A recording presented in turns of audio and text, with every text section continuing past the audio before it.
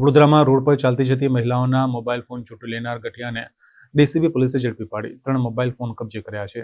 17 દિવસ અગાઉ વડોદરાના પ્રતાપગંજ ગર્લ્સ હોસ્ટેલ પાસે રોડ પર ફતેગંજ વિસ્ટા કન્સ્ટ્રક્શન સાઇટ પાસે તથા સયાજીગંજ તુલસી હોટલ આગળ રોડ પરથી પસાર થતી 3 યુવતીઓને હાથમાંથી બાઇક સવાર આરોપીએ મોબાઈલ ફોન ચૂંટી લીધો હતો, જે અંગે સયાજીગંજ તથા ફતેગંજ પોલીસ સ્ટેશનમાં ગુનો દાખલ થયો હતો।